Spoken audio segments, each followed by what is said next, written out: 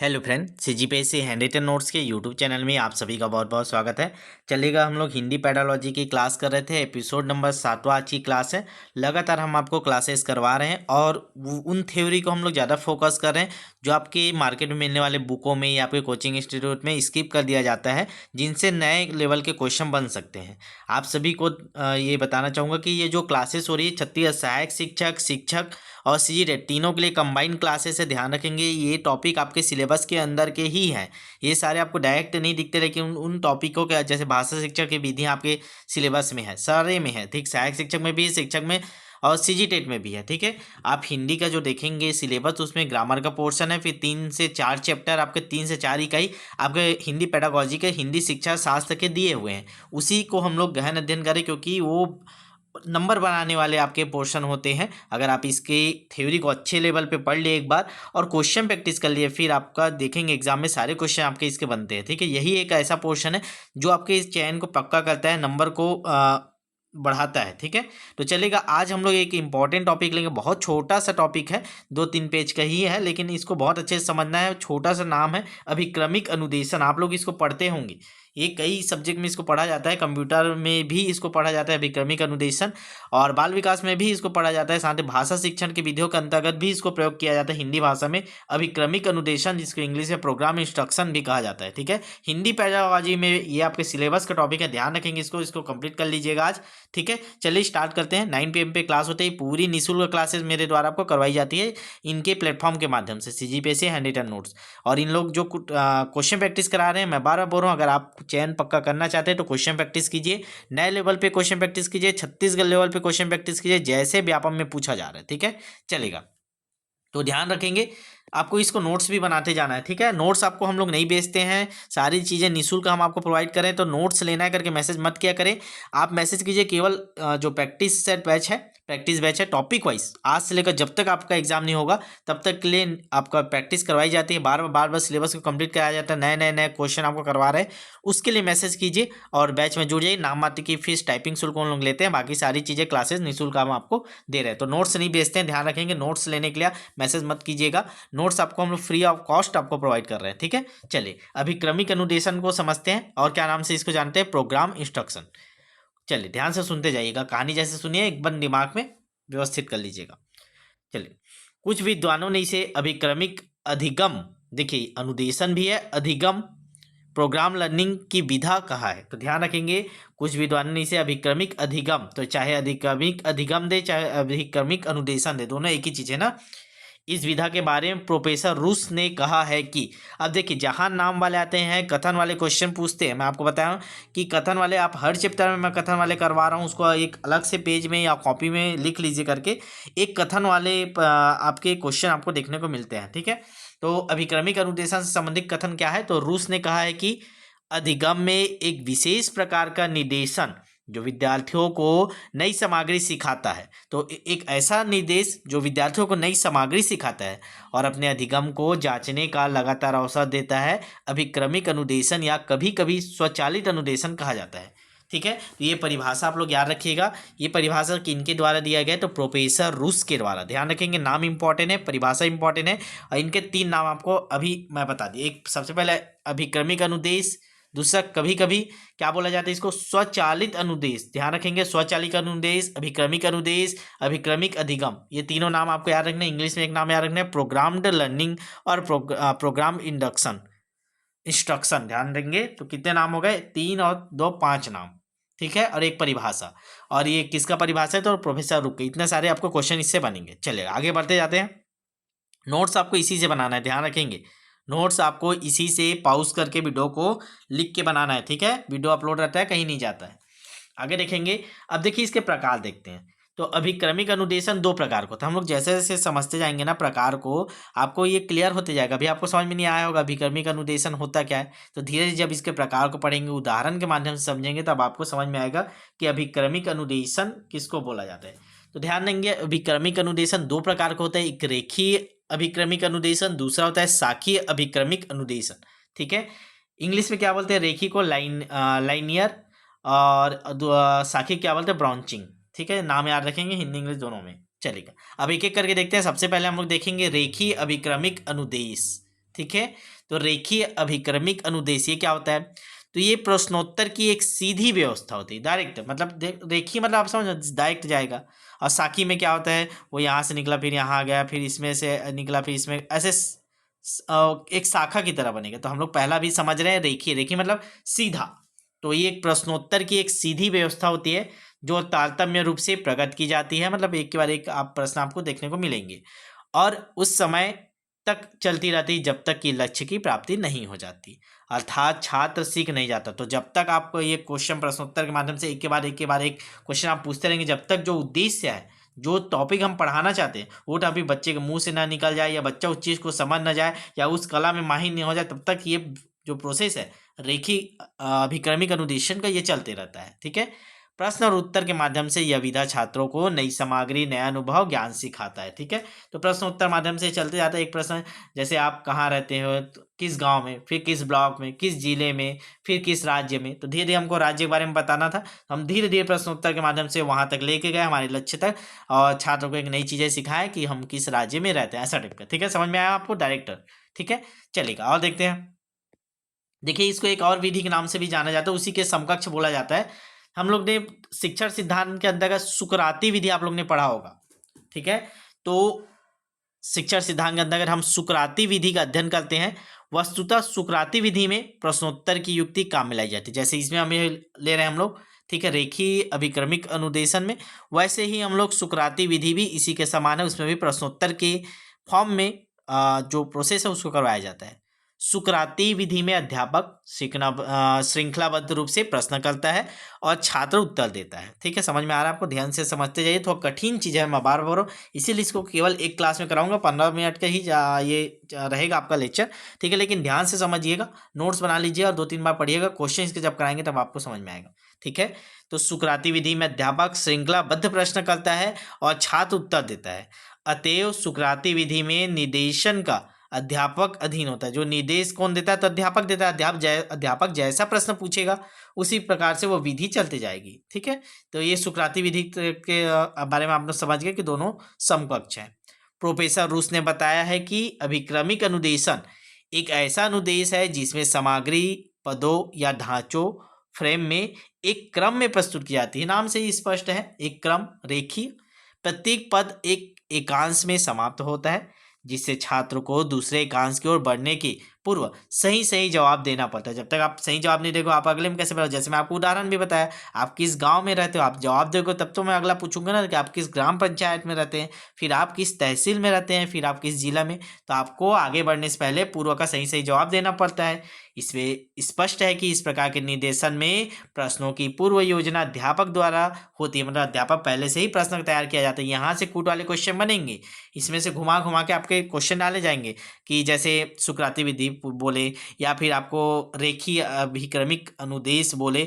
इसमें क्या होता है कि अध्यापक के अनुसार चलता है, अध्यापक पूर्व योजना के अनुसार प्रश्न तैयार करता है, अध्यापक के निर्देशन में होता है। ठीक है। उत्तर का आयोजन छात्र द्वारा होता है, प्रश्न का आयोजन पूर्व योजना के अनुसार अध्यापक करता है। तो ये सारी चीज़ों को आपको समझना पड़ेगा। ठीक है, चलिए आगे देखते हैं।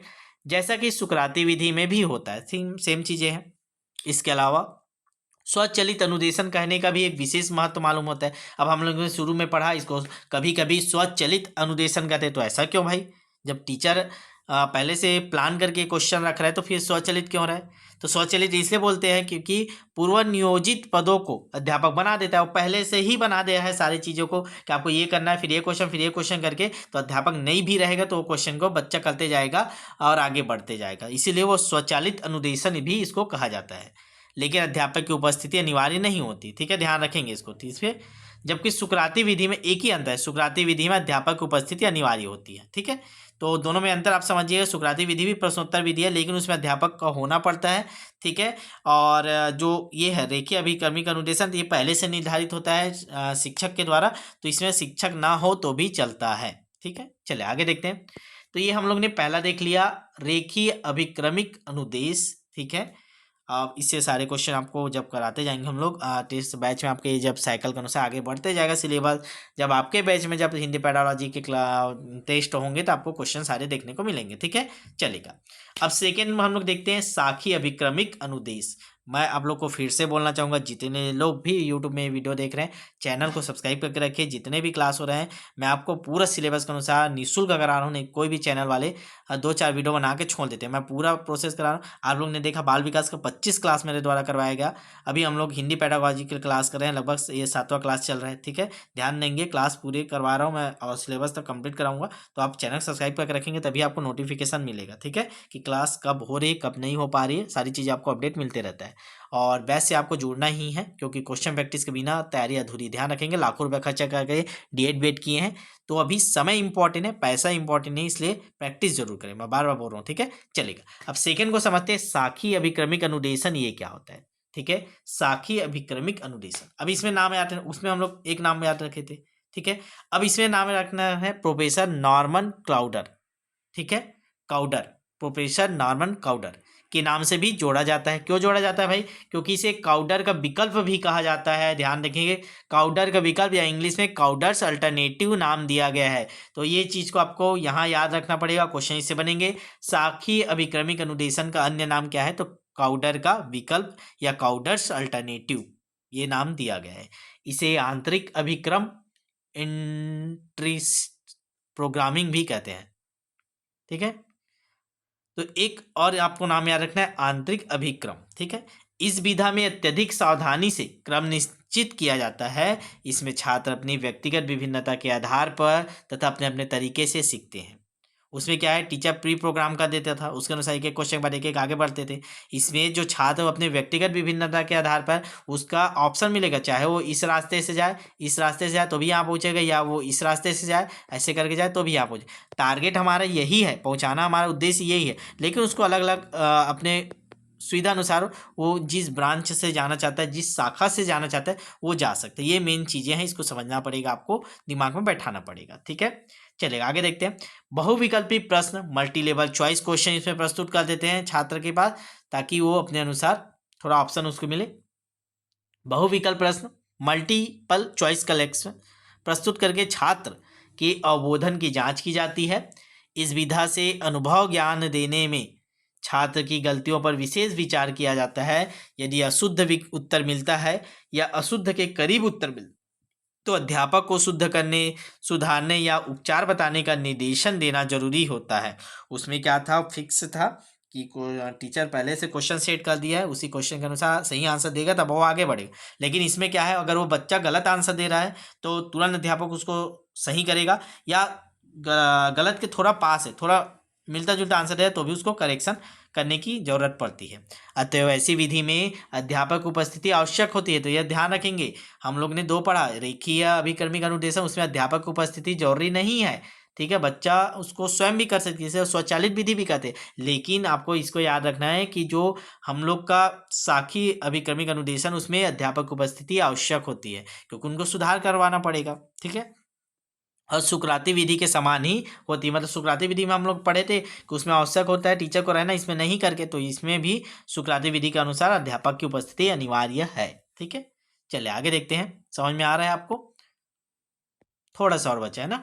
साखी अभिक्रमिक अनुदेशन में बहुत सी सामग्री विखेर दी जाती है और उनमें से छात्र अपनी योग्यता अनुसार चुनाव करके ज्ञान धारण करता है। वही चीज़ मैं आपको बताया कि ऑप्शन आपको मिल जाएगा, चाहे इस रास्ते से जाओ, चाहे इस रास्ते से जाओ, अंतिम में हमको घूम फिर के अपने टारगेट तक पहुंचना है। इसीलिए मैं बोल रहा हूँ, आपके पास बहुत सारे ऑप्शन है। अभी आपके पास बहुत सारे टीचर हैं, कोचिंग है, इंस्टीट्यूट है जो 150-200 में टेस्ट सीरीज बेच रहे हैं, लेकिन आपको चुनना है कि किस रास्ते पे जाएं, अपने समय को कहाँ पे दें। लक्ष्य सभी का एक ही है, लेकिन एक सही रास्ता जो आपको सटीक रूप से वहां तक पहुंचाए, इसका चयन करना है। इसे मैं बोल रहा हूँ कि आप क्वेश्चन प्रैक्टिस बहुत अच्छे से कीजिए, कोई 10-20 टेस्ट के चक्कर में मत रहिएगा। ठीक है, आप अनलिमिटेड वाला जो हम लोग का चल रहा है उसमें ज्वाइन कीजिए, नए नए क्वेश्चनों के साथ। जब तक पेपर नहीं होगा तब तक कंटिन्यू चलेगा, आपकी पूरी जवाबदारी के साथ। आपके पूरा ठेका टाइप का ले लिया जाता है कि आज से आप जुड़ गए, जब तक पेपर नहीं होगा रोज प्रैक्टिस कराएंगे आपको, एक एक टॉपिक वाइज, इतना प्रैक्टिस करा देंगे आपका दिमाग शार्प हो जाए। ठीक है, चलेगा। तो अब देखते हैं आगे। अतः रेखीय अभिक्रमिक अनुदेशन की अपेक्षा यह अधिक प्रभावकारी होता है, क्योंकि इसमें बच्चे को ऑप्शंस मिलते हैं कि कहाँ से मैं जाऊं। तो ऐसा मत प्रोफेसर विलियम केनेथ रिचमांड का है कि अत्यधिक प्रभावकारी है। ये कौन बोला है? तो प्रोफेसर विलियम केनेथ रिचमांड। ठीक है, तो ये याद रखेंगे। चलेगा, आगे देखते जाते हैं। अभिक्रमिक अनुदेशन में अधिगम सिद्धांतवाद के नए विचार सम्मिलित है।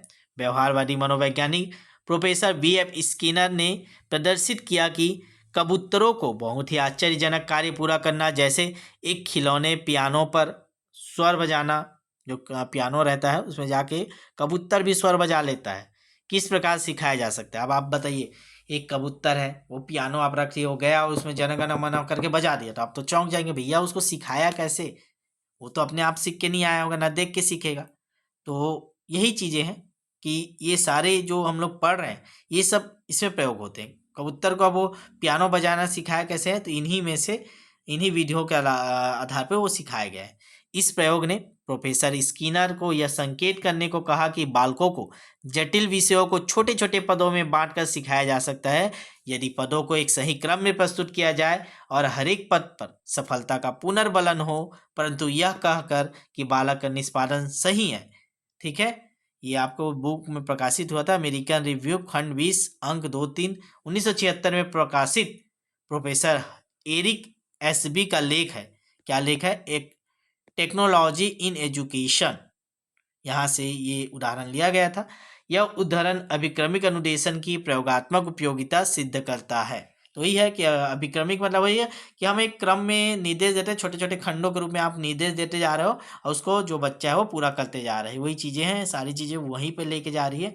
ठीक है, क्या इस विधा का प्रयोग हिंदी शिक्षा शास्त्र में किया जा सकता है? अब हम लोग पढ़ तो लिए, समझ लिए दो प्रकार का होता है, ये है करके, तो क्या इसका प्रयोग हिंदी शिक्षा शास्त्र में करते हैं? बिल्कुल करते हैं, इसीलिए तो हम आपको पढ़ा रहे हैं, इसीलिए तो आपके सिलेबस में रखा गया है।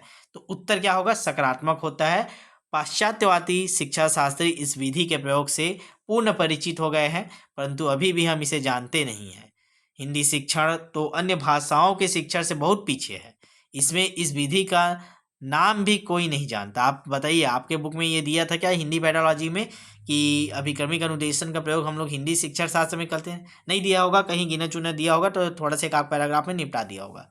ठीक है, इसीलिए मैं बोल रहा हूँ कि थ्योरी अच्छे लेवल के पढ़िए। हिंदी शिक्षण शास्त्र तो अन्य भाषाओं के शिक्षण में बहुत पीछे है, इसमें इस विधा का नाम भी कोई नहीं जानता।